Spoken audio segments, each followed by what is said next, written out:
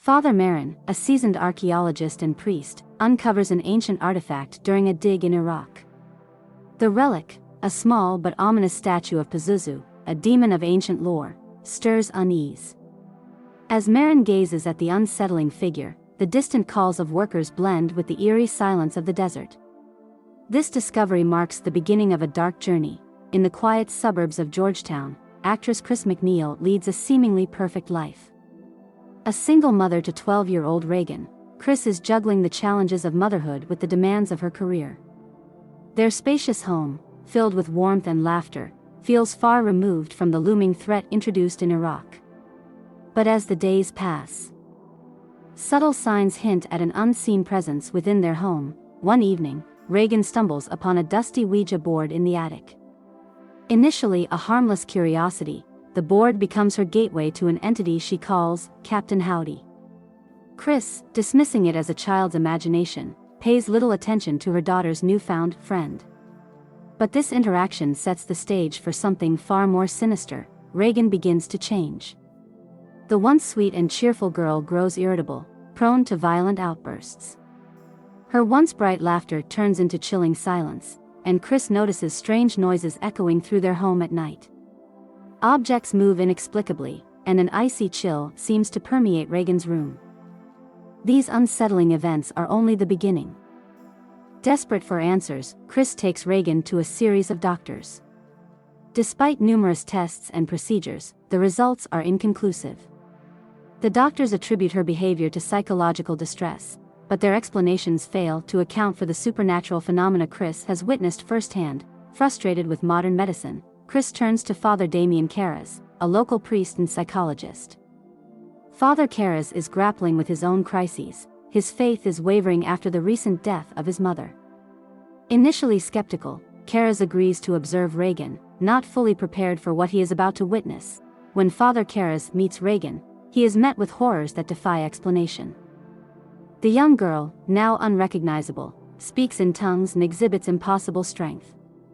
She reveals intimate details about Karras's past, including his mother's death, and her voice alternates between demonic growls and eerie whispers. Karras realizes this is no ordinary case. It is a battle with the devil itself.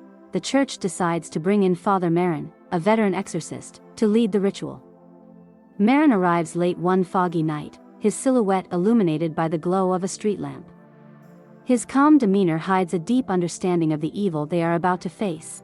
Father Marin and Father Karras join forces, armed with holy water, crucifixes, and prayers. They prepare Reagan's room, removing all sharp objects and creating a sacred space for the ritual. As they begin, the temperature in the room plummets, their breath visible in the freezing air. The exorcism is a violent clash of faith and malevolence. Reagan writhes on the bed, her voice echoing with multiple tones. The walls shake, objects fly across the room, and her body contorts in unnatural ways. The priests chant prayers, their voices trembling but resolute. The demon taunts both priests, exploiting their insecurities. It mocks Marin's age and frailty, while preying on Karras's guilt over his mother's death.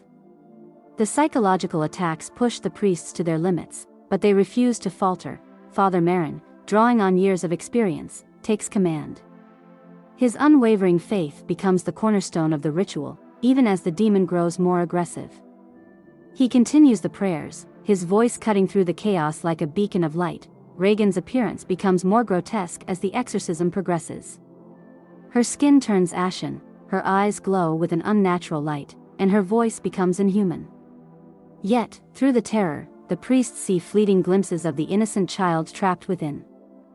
As the battle reaches its crescendo, Father Marin suffers a fatal heart attack, leaving Karras to face the demon alone. Overcome with grief and desperation, Karras makes a bold decision. He commands the demon to possess him instead. The demon, now inside Karras, thrashes violently. Summoning all his strength, Karras leaps out of the window, plummeting down the stone steps to his death. His selfless act banishes the demon and saves Reagan's soul. With the demon gone, Reagan slowly returns to her former self. She has no memory of the ordeal, her innocence shielded from the horrors she endured. Chris embraces her daughter, overwhelmed with relief and gratitude.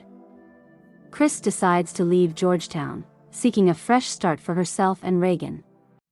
As they drive away, the house remains quiet, a haunting reminder of the evil that once resided there. For the survivors, the ordeal leaves an indelible mark. Father Karras' sacrifice becomes a symbol of ultimate faith and redemption. Marin's bravery is remembered as a testament to the strength of belief. The Exorcist is more than a story of horror, it is a profound exploration of faith, sacrifice, and the resilience of the human spirit. It redefined the horror genre, blending supernatural terror with deeply human themes. The legacy of The Exorcist endures, reminding us of the eternal battle between good and evil. Its chilling story and unforgettable imagery continue to captivate audiences, standing as a masterpiece of cinematic storytelling. Make sure to like and subscribe to support the channel. Thanks for watching.